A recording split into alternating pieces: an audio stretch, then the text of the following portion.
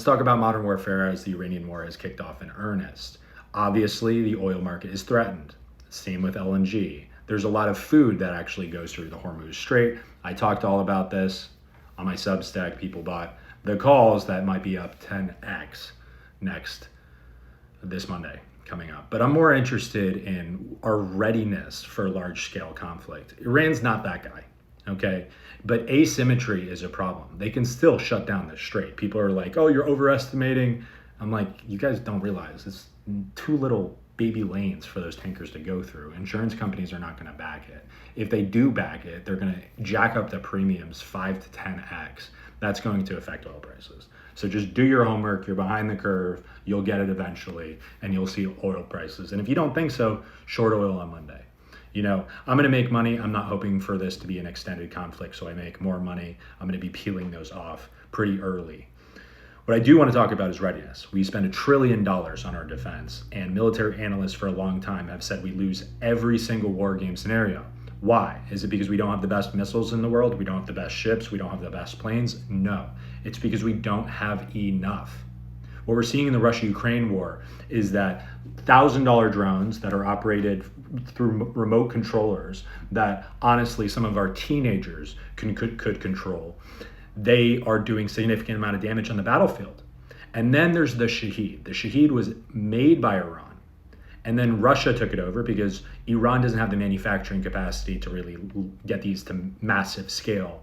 Russia at this point in the Russia-Ukraine war is making these Shaheds for $70,000 and almost 80,000, potentially more than 80,000 of them.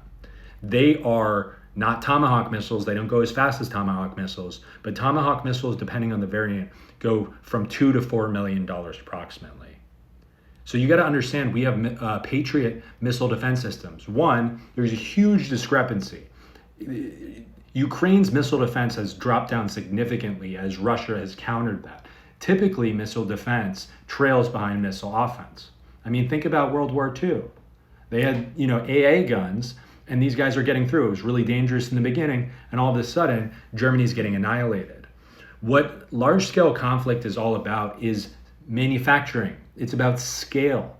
That's why the US ramped up by 1944 and was crushing Germany. At the same time, the Red Army was producing planes, like 3 a day. That is the type of scale that you need in order to battle an adversary like China. China's very pissed off. Venezuela, Iran, the majority of their oil, they're pushed much closer to Russia. But what we got to understand is, right now, they only need oil for 2 weeks, and then they win. That's not good. That's really not good. If the cost asymmetry of that, first of all, there's the warfare asymmetry, where we can have, a little drone do a lot of damage, and it could be to a tank even. That's like multiple millions of dollars. But the cost asymmetry I want to focus on, if Iran, let's just say it's China. China's really who you should be focusing on. If China can launch a $50,000 missile, because they have better manufacturing scale than Russia, they'll just copy what they'll do and they'll make it better for cheaper. Look at what they're doing for EVs. If they send a $50,000 missile and we have to juice up our Patriot missiles, let's say that they're going for $5 million per missile that intercepts. Do you understand how we lose that economically? War is always about economics. It is about determination and economics, right? We don't have the economic advantage. We don't. We can do a whole lot of, we can try to blockade China. We can try to do a bunch of stuff, but in reality, what are we going to do? We don't have the ammunition to last more than 2 weeks. I know this, and a lot of it's NDA disclosed from the private side that I look on.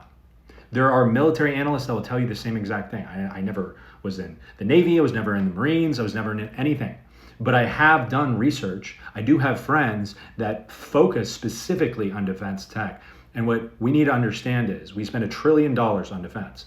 And it goes to former admirals to their stupid projects. And we build another $5 billion, destroyer. It doesn't make any sense. Or the nuclear submarines. It's like, this is not about nukes. This is about ballistics and the scale of ballistics. It is not so much about hypersonics. It is about subsonics. It is about the number of subsonics and the arsenal that you can make. Obviously, Anduril is going this route. What Anduril is doing makes sense, but they're not at scale yet. And they cannot do it by themselves. They finally raised a few $1 billions to make a gigafactory for their missiles. We are not ready. We do not remotely have the readiness. And that is what I would like to put out there as this is important. We really need to consider how ready we are, and ultimately it should be a deterrent. I don't root for conflict. I don't root for conflict whatsoever.